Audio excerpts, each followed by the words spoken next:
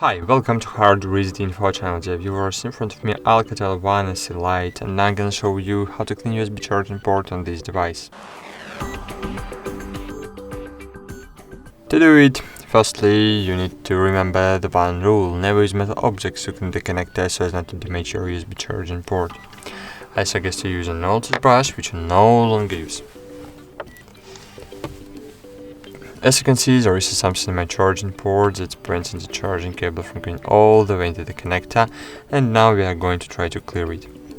So firstly you need to insert one part of the brush to the connector and just pry the dirt out. So I think that the toothbrush is the best tool to clean the connector you can have at home. If you have another thing about it, so just write about it in comments.